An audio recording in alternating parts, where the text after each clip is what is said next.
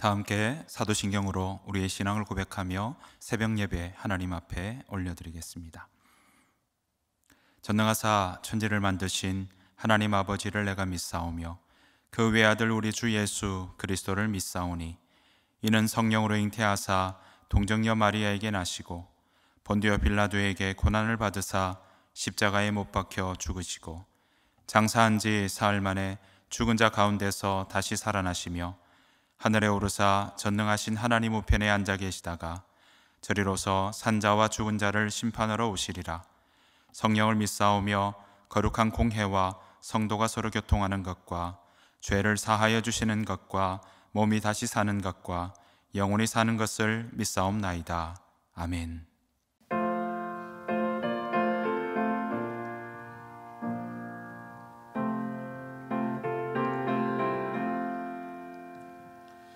죄짐 받은 우리 구주 어찌 좋은 친구인지 걱정 근심 무거운 짐 우리 주께 맡기세. 주께 고함 없는 받지 못하네. 사람들이 어찌하여 아를 줄이 모를까. 시험 걱정 모든 괴로움 없는 사람 누군가. 부질없이 낙심 말고 기도드려 하래세. 이런 진실하신 친구 찾아볼 수 있을까. 우리 약함하시오니 어찌 아니하리까. 근심 걱정 무거운 짐 아니 진짜 누군가. 피난처는 우리 예수 주께 기도드리세. 세상 친구 멸시하고 나를 조롱하여도 예수 품에 안기어서 참된 위로 받겠네. 이 새벽 함께 보실 하나님의 말씀은 출애굽기 5장 22절부터 6장 8절 말씀입니다. 모세가 여호와께 돌아와서 아뢰되 주여 어찌하여 이 백성이 학대를 당하게 하셨나이까. 어찌하여 나를 보내셨나이까. 내가 바로에게 들어가서 주의 이름으로 말한 후로부터 그가 이 백성을 더 학대하며 주께서도 주의 백성을 구원하지 아니하시나이다. 여호와께서 모세에게 이르시되 이제 내가 바로에게 하는 일을 내가 보리라. 강한 손으로 말미암아 바로가 그들을 보내리라. 강한 손으로 말미암아 바로가 그들을 그의 땅에서 쫓아내리라. 하나님이 모세에게 말씀하여 이르시되 나는 여호와이니라. 내가 아브라함과 이삭과 야곱에게 전능의 하나님으로 나타났으나 나의 이름을 여호와로는 그들에게 알리지 아니하였고 가나안 땅 곧 그들이 거류하는 땅을 그들에게 주기로 그들과 언약하였더니 이제 애굽 사람이 종으로 삼은 이스라엘 자손의 신음소리를 내가 듣고 나의 언약을 기억하노라. 그러므로 이스라엘 자손에게 말하기를 나는 여호와라. 내가 애굽 사람의 무거운 짐 밑에서 너희를 빼내며 그들의 노역에서 너희를 건지며 편팔과 여러 큰 심판들로서 너희를 속량하여 너희를 내 백성으로 삼고 나는 너희의 하나님이 되리니 나는 애굽 사람의 무거운 짐 밑에서 너희를 빼낸 너희의 하나님 여호와인 줄 너희가 알지라.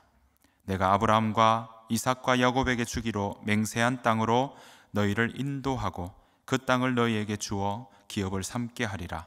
나는 여호와라 하셨다 하라. 아멘. 다 함께 기도하겠습니다. 여호와 하나님 아버지, 은혜와 사랑을 감사드립니다. 이 새벽 저희를 불러주시고 예배의 자리로 발걸음 인도하여 주심을 감사드립니다. 날씨가 좋다 싶으면 어느 사이엔가 미세먼지가 하늘을 덮는 모습처럼 우리가 걸어가는 삶의 여정이 때로는 평안하지만 생각하지 못한 건강의 문제로, 자녀의 진로 때문에 또 꼬이고 꼬이는 일터의 일들로 어려울 때가 많이 있습니다. 주님, 우리 인생이 주님의 손 위에 있음을 압니다. 아버지 하나님, 저에게 크신 은혜를 베풀어 주셔서 하루하루 믿음의 여정을 놓치지 않고 가게 하여 주옵소서. 때로는 고단하고 힘겹다 할지라도 그때마다 주의 강한 손으로 붙들어 주시고 싸매어 주시며 넉넉히 견디고 이길 수 있도록 돌보아 주시옵소서. 믿음을 가지고 말씀을 붙잡고 살아가게 하셔서 오늘 하루가 그렇게 넉넉히 이김이 있는 하루가 되게 하여 주옵소서. 이제 말씀을 듣습니다. 성령 하나님 함께 하여 주시고 깨닫게 해주시는 은혜를 더하여 주옵소서. 예수님의 이름으로 기도하옵나이다. 아멘. 이 새벽 주의 전에 나오신 여러분들, 또 각자의 처소에서 예배로 하루를 시작하시는 여러분들에게 우리 주님의 은혜와 평강이 충만하시기를 간절히 축복합니다. 오늘 예배로 시작하시는 하루가 오늘 마치는 그 시간까지 하나님께서 눈동자처럼 지켜주시는 귀한 은혜가 있기를 간절히 축복합니다. 아직 봄을 우리가 만끽하고 있는데요, 저는 이번 봄이 좀 아쉬웠습니다. 아쉽고 있고요. 왜냐하면 목련과 개나리, 진달래, 벚꽃 이런 꽃들이 사실은 이렇게 시기마다 꽃이 피어야 될 테인데 그게 보통이지 않습니까? 그런데 이번 봄에는 그런 목련, 개나리, 진달래 또 벚꽃이 한꺼번에 피었다가 한꺼번에 진 것 같은 그런 모습을 보였기 때문입니다.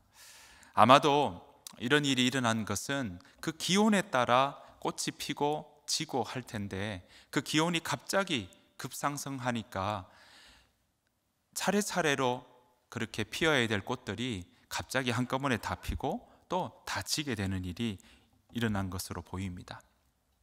이렇게 봄날에 꽃이 피고 잎사귀가 자라기 위해서는 이런 온도가 굉장히 중요한 요소로 보입니다. 꽃을 피우는데 온도가 중요한 요소가 되는 것처럼 우리의 건강한 신앙을 위해서도요, 바로 성숙하고 성장하는 모습이 분명히 있어야 됩니다. 여러분, 어떻게 하면 성장하고 성숙할까요? 여기에 꼭 필요한 요소를 꼽으라면 저는 여호와 하나님이 어떤 분이신지, 우리가 어떤 하나님을 믿고 있는지, 그 하나님은 어떤 분이신지를 알 필요가 있습니다. 사람마다 일하는 방식이 조금씩 다르죠. 성격에 따라, 각자의 취향에 따라 똑같은 일이라 할지라도 그 일을 대하는 방식도 또 처리해 나가는 스타일도 다릅니다. 집안 살림을 하는 경우에도 보시면 각자 똑같은 아파트 평수에도 같은 단지임에도 불구하고 각 집마다 다 전혀 다른 모습으로 살아가는 것을 보게 됩니다. 그래서 신방을 가보면요, 똑같은 아파트 구조인데도요, 집집마다 가구 배치가 다 틀려요. 내놓으시는 그릇도 조금씩 다르고요, 또 함께 드시는 다과의 모습도 다 다른 것을 보게 됩니다. 그뿐인가요? 자녀 양육을 하는 모습도 집집마다 다릅니다. 양육을 위해서 적당한 회초리는 필요하다 하는 분들도 계시는가 하면 아니다, 부드러운 말로 그렇게 권하고 함께 하는 것이 더 좋다라는 주장도 하십니다. 똑같이 낳은 자식인데도 여러분 어때요? 성격이 다르죠. 그 다른 성격에 맞게 키워야 하는 것을 우리가 보게 됩니다. 이처럼 하나님께서도 하나님의 일하시는 방식이 있습니다. 그 방식을 알아가는 것은요, 우리가 하나님과의 관계를 정말 더 잘 맺는 일에 꼭 필요합니다. 게다가 하나님과의 관계를 더 풍성하게 만들기 위해서는 하나님께서 어떤 분이신지를 알아가는 것은 굉장히 중요합니다. 하나님의 일하시는 방식은 어떻게 알 수 있을까요? 하나님의 일하시는 방식은요, 성경에 나옵니다. 물론 그러면 기록된 말씀 아니면 우리가 하나님을 알아가지 못할까요? 아니죠. 자연의 섭리를 통해서도, 대자연의 모습을 통해서도 하나님은 그 하나님께서 어떤 분이신지 우리로 하여금 알 수 있게 해놓으셨습니다. 그뿐만 아니라 기록된 말씀을 통해서는 더 구체적으로 그 하나님의 일하시는 방식이 어떤지 우리에게 알려주셨습니다. 그래서 우리는요, 성경 곳곳에서 하나님의 일하시는 방식을 찾을 수 있습니다. 그렇게 하나님은 우리와 소통하기를 원하신다는 사실입니다. 여러분, 오늘 본문에서 하나님은 어떤 분이신가요? 하나님께서는요, 오늘 본문을 통해 우리에게 알려주시는 것 하나가 있다면 그것은 우리의 아픔과 고통 소리를 들으시고, 그리고 그 고통 소리에 응답하시고 일하신다는 사실입니다. 자, 그러면 그 하나님께서는 어떻게 응답하시는지 같이 살펴보기를 원합니다. 먼저 모세는요, 오늘 본문 5장 22절, 23절에서 하나님 앞에 기도하고 있습니다. 왜냐하면 생각지도 못한 일이 벌어졌기 때문에 그렇습니다. 자, 출애굽기 5장 22절에서 23절 말씀 세 번역으로 제가 한번 읽어보겠습니다. 이 말을 듣고서 모세는 주님께 돌아와서 호소하였다. 주님, 어찌하여 주님께서는 이 백성에게 이렇게 괴로움을 겪게 하십니까? 정말 왜 저를 이곳에 보내셨습니까? 제가 바로에게 가서 주님의 이름으로 말한 뒤로는 그가 이 백성을 더욱 괴롭히고 있습니다. 그런데도 주님께서는 주님의 백성을 구하실 생각을 전혀 하지 않고 계십니다. 하나님께서는 모세에게 바로 왕에게 가서 할 말을 전했습니다. 이스라엘 백성을 보내달라, 광야에 가서 여호와께 제사드리고 오겠다, 그렇게 이야기하라고 모세에게 말씀하셨죠. 모세는 그 말을 듣고 그대로 가서 바로 왕에게 전했습니다. 그런데 그 말 한마디 때문에 상황이 달라졌죠. 더 어려워졌습니다. 바로 왕은 모세의 말에 이렇게 대답합니다. 출애굽기 5장 7절 9절 말씀인데요, 세 번역으로 읽어보겠습니다. 너희는 벽돌을 만드는데 쓰는 짚을 더 이상 이전처럼 저 백성에게 대주지 말아라. 그들이 직접 가서 짚을 모아 오게 하여라. 그러나 벽돌 생산량은 이전과 같게 하여라. 만들어내는 벽돌의 수가 줄어들어서는 안 된다. 그들이 게을러서 그들의 하나님께 제사를 드리러 가게 해달라고 하면서 떠든다. 그들에게는 더 힘겨운 일을 시키고 그 일만 하게 하여서 허튼 소리에 귀를 기울이지 못하게 하여라. 바로 왕은 뭐라고 이야기합니까? 이렇게 광야로 나아가서 여호와 하나님께 제사드리게 해달라는 요청이 너희가 게을러서 그렇구나, 노동이 가벼워서 그렇구나 라고 이해한다고 말하고 있습니다. 그렇게 여겼던 거죠. 자, 이 일에 그동안 짚을, 벽돌 만들 그 내용물에 짚이 있어야 되는데 짚은 줬는데 짚마저도 너희가 구해서 와라는 겁니다. 안 그래도 매일매일의 노동량이 힘겨운 상황인데 짚을 직접 구해서 벽돌을 구워야 하니까 얼마나 그 노동 시간이 늘어났겠습니까? 게다가 벽돌 생산량은 줄이지 않겠다는 겁니다. 이스라엘 백성들은 그 소리를 듣고 그 명령을 듣고는 한숨이 더 깊어졌습니다. 원망은 하늘을 찔렀습니다. 이스라엘 백성들은 오히려 이런 상황을 보면서 이 상황을 만든 모세와 아론에게 원망을 하며 오히려 이렇게 이야기하죠. 하나님께서 이 모세와 아론을 벌 주시기를 원한다고 이야기합니다. 하나님께서 명령하신 대로 바로 왕에게 가서 이야기했건만 돌아온 것은 더 무거운 노동의 시간과 양이었고 게다가 백성들의 원망 소리였습니다. 여러분, 그 소리를 들은 모세 얼마나 당황스러웠을까요? 얼마나 마음이 무거웠을까요? 여러분, 언뜻 보기에는 어떻습니까? 일이 막 꼬인 것처럼 보입니다.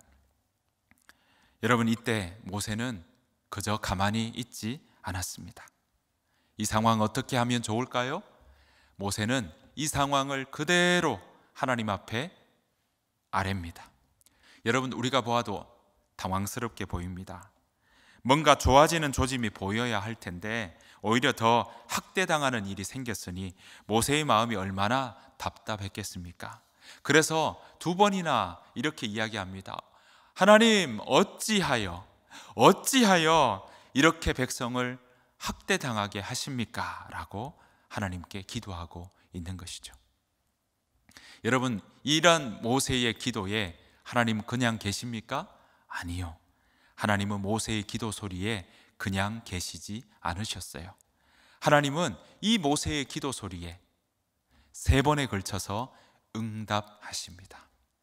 첫 번째 응답은요, 6장 1절 말씀에서 나옵니다. 제가 읽어보겠습니다. 여호와께서 모세에게 이르시되 이제 내가 바로에게 하는 일을 내가 보리라. 강한 손으로 말미암아 바로가 그들을 보내리라. 강한 손으로 말미암아 바로가 그들을 그의 땅에서 쫓아내리라. 여러분, 저는 이 말씀이요, 하나님께서 모세에게 말씀하시는 이 응답이 이렇게 들렸습니다. 괜찮다, 걱정하지 말아라. 이제 지금부터 게임 시작이다. 내가 너희를 어떻게 이끌어내는지, 내가 강한 손으로 어떻게 너희들을 이끌어 건져내시는지 너희가 볼 것이다 라고 말입니다. 하나님께서는요, 바로 왕에게도 이스라엘 백성들을 내보낼 수 있는 기회를 사실 주신 겁니다. 그런데 바로 왕은 어떻습니까? 그 모세가 전하는 이야기에 순순히 응답하고 했다면 여러분, 저와 여러분이 아시는 내용처럼 10가지 재앙까지 가지 않았겠죠. 그런데 바로 왕은 하나님께서 제안하시는 그 기회를 차버린 셈이 된 것입니다. 하나님께서는 이제 이 모든 일을 강한 손으로 이끌고 가겠다고 하나님은 다짐하고 계십니다. 자, 이 응답으로 끝났을까요? 아니요. 두 번째 응답은 2절에서 5절 말씀에서 기록하고 있습니다. 왜 이렇게 응답하는지 하나님께서는 알려주고 계십니다. 자, 그 중에 5절 말씀 제가 읽겠습니다. 이제 애굽 사람이 종으로 삼은 이스라엘 자손의 신음소리를 내가 듣고 나의 언약을 기억하노라. 아멘. 여러분, 이렇게 강한 손으로 이끌고 나가시는 이유가 뭐냐 하시니까 하나님은 그들의 조상과 언약을 맺었던 그 언약을 기억하신다는 겁니다. 아브라함과 이삭과 야곱과 맺었던 언약을 잊지 않았다고 하시는 겁니다. 그들의 후손을 하늘의 별과 같이 바다의 모래와 같이 함께 그렇게 번성하게 해주시겠다고 하셨고요, 또 그 조상들에게 그 후손들이 약속한 땅, 가나안 땅으로 옮겨가게 해주시고 또 그 땅을 주시겠다고 약속하셨고 그 약속을 지키시겠다고 하십니다. 그런데 지금 이스라엘 백성들은 종살이로 고되고 힘겨운 삶을 일평생 할 수밖에 없습니다. 자유가 있습니까? 없지요. 희망이 있습니까? 아니요. 도무지 희망을 품을 수 없습니다. 그저 매일매일이 고통스럽고 죽지 못해 살아가는 삶의 일이었습니다. 하나님께서는요, 그들에게 그들의 고통 소리를 듣는 이유도 이미 그들의 조상과 약속하셨던 그 약속을 지켜나가시겠다고 그들에게 알려주시는 겁니다. 자, 이제 세 번째 응답에서 하나님께서는 어떻게 지키시는지 구체적으로 알려주십니다. 출애굽기 6장 6절에서 7절 말씀 제가 세 번역으로 읽겠습니다. 그러므로 너희는 이스라엘 자손에게 말하여라. 나는 주다. 나는 이집트 사람들이 너희를 강제로 부르지 못하게 거기에서 너희를 이끌어내고 그 종살이에서 너희를 건지고 나의 팔을 펴서 큰 심판을 내리면서 너희를 구하여 내겠다. 그래서 너희를 나의 백성으로 삼고 나는 너희의 하나님이 될 것이다. 그러면 너희는 내가 주 곧 너희를 이집트 사람의 강제 노동에서 이끌어낸 너희의 하나님임을 알게 될 것이다. 아멘. 여러분 어떻습니까? 하나님께서 그들을 이끌어내고 건져내고 구하여 내시겠다고 여러 번 말씀하십니다. 여러분 그렇게 하시는 이유는 이스라엘 백성을 하나님의 백성으로 삼으시기 위함입니다. 여러분 하나님께서는요, 자유함이 없는 종된 삶에서 벗어나서 주께서 주시는 풍성함을 누리도록 이스라엘 백성들을 그렇게 만드시겠다고 약속하십니다. 여러분 이 일들을 전적으로 하나님께서 하시겠다는 의지를 보여주십니다. 사랑하는 성도 여러분, 이집트 땅에서 종된 삶을 살던 이스라엘 백성들, 그 백성들을 건져내어 주신 하나님은 지금도 우리와 함께 하십니다. 지금도 살아계셔서 우리를 도우시고 이스라엘 백성들의 고통 소리를 들으셨던 것처럼 우리의 고통 소리를 들으십니다. 2021년을 살아가는 우리의 삶에도 종된 사람처럼, 노예된 사람처럼 우리가 얼마나 많은 것에 매여 삽니까? 돈에 매이고 일에 매이고 사람에 매여서 살아갈 때가 얼마나 많습니까?